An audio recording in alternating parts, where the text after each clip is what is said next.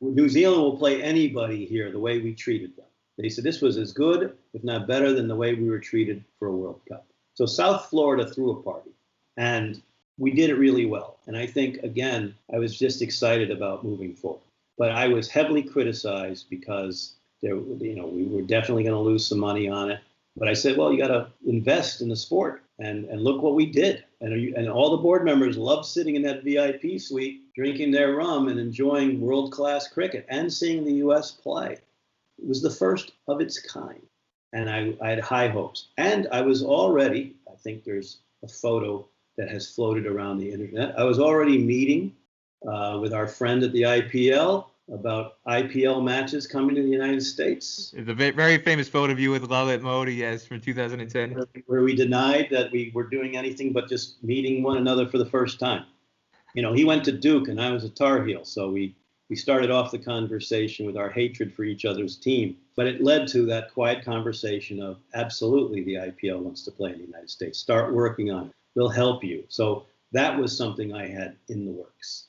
The idea, of course, when they went to play in South Africa, made it even a bigger opportunity. Where would they go next? And what was their off-season like? But cricket's very difficult. You play your IPL for 7 weeks and you go back to your national team.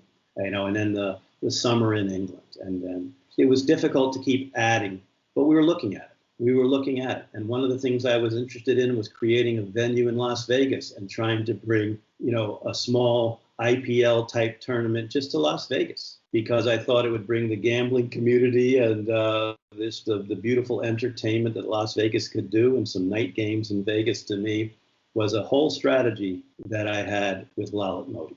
We were in talks of that's where we would do it. Betting in cricket has been a controversial topic in cricket over the years. You may remember I wrote an article in 2010 on Dream Cricket, 5 ways to make cricket appeal to Americans. And one of my 5 things was really promoting gambling and the gambling aspects of cricket. And I've always been somebody who's written a lot of coverage extensively about the match fixers and the people who have been corrupt and how wrong and bad that is. But I also believe, and I don't think it's hypocritical to do this, I also believe strongly that the sports gambling in cricket should be promoted in a legal way. The problem with a lot of the match fixing episodes is that it happens in territories where gambling is illegal and there's underground black market betting. But if it's regulated in a proper way, like it is in the U.S. sports markets, it can be a very effective mechanism. You can see why I was thinking Vegas. You can see why I was thinking out of the box. Look at what our sports are now doing in 2021.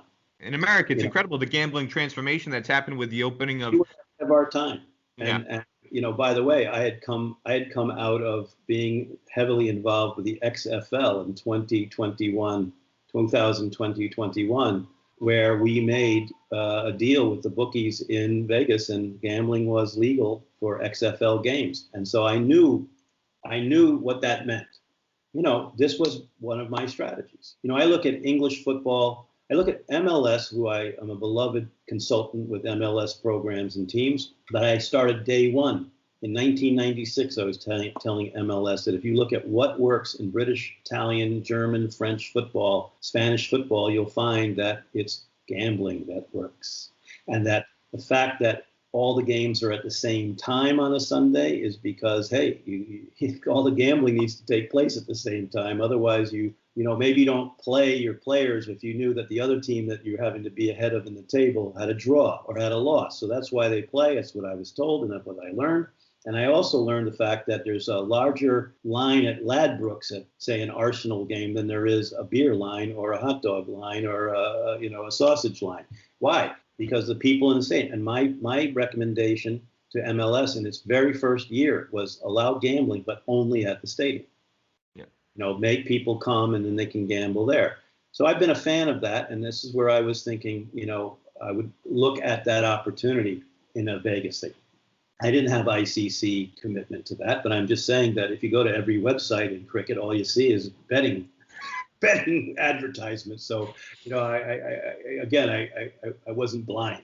again, match fixing is the worst. It's the absolute worst. Cheating in sport in any kind is the worst. And so we'll deal with that. But my hope was, and my conversation with Lalit, it can now be said, was if you want to do multiple cities, great. But we could do a temporary venue like I have built before for Olympic Games and put it in the desert. And you could have all the teams come to Vegas and everybody's basically on holiday and they play a few games and wow. Even if you wanted to call it a week of preseason before everybody went home. And we were very excited about pursuing that.